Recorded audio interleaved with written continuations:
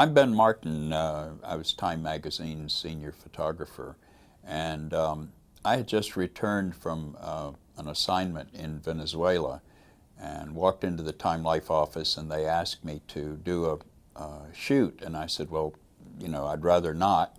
And they said, well, it's going to be fashion, and there's some pretty models involved. And I said, well, okay, in that case, I'll do it. And I got to the studio, and a very attractive young lady who was a dramatics student, a drama student from the American Academy of Dramatic Arts. And she'd been offered this gig as, to help pay her tuition. And it turned out that the assignment was to photograph the first black lace body stocking. The poor girl did not know what she was going to be wearing for the shoot and was a bit embarrassed. We did the shoot, turned out very well, and the stylist asked me if I would give this young lady a ride back to Midtown Manhattan.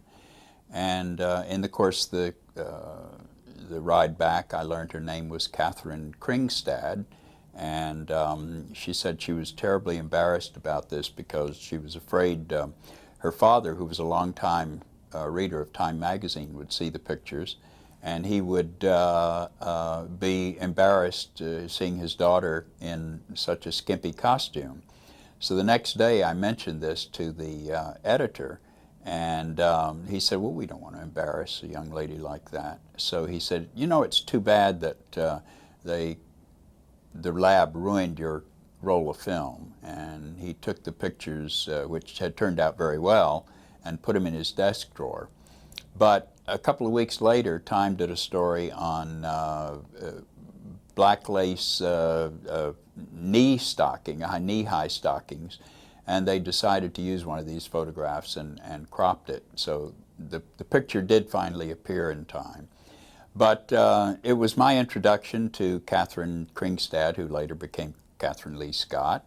Catherine finally got a nice gig on Dark Shadows, and we continued to date. I traveled a lot. I was out of the country much of the time. But when I was in New York, quite often Catherine would call me and tell me that we're going to do a special makeup today, or we're going to do special effects, or we might have a guest star on.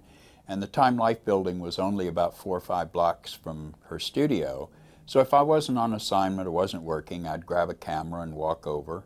By this time I'd met Dan Curtis and most of the crew and the other members of the cast. So I was welcomed in, and I used to shoot pictures primarily for Catherine's sort of family album, because ABC and any of the other television networks didn't feel that soaps were that strong, and so they didn't need publicity pictures. Occasionally they'd come in and do a portrait session with the stars, and that was about it. But they didn't have regular photographers working on the set. So all of these pictures that I took over the years, sort of chronicled Dark Shadows, much of it. On the set, behind the scenes, I took pictures up in the control room. And it was great fun because, I'd get prints made up and give them to the guys. Kept everybody happy, the cameraman and the technicians happy, and the actors liked to have extra pictures of themselves. So over the years, I amassed quite a collection of Dark Shadows photographs. And then when Catherine and I when Catherine did her book, my scrapbook Memories of Dark Shadows, it was very nice that we had these photographs that we were able to put in the book. And the book was a success, so Catherine and I decided to start Pomegranate Press. And this was the beginning of a rather successful and great fun publishing venture.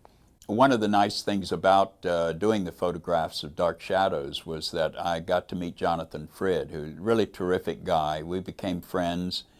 He was always very generous in allowing me to shoot pictures, whether I was there, just as a friend on the set, or in the case of House of Dark Shadows, where I was actually working. But he's very cooperative, always gave gave you time and was very generous with his time.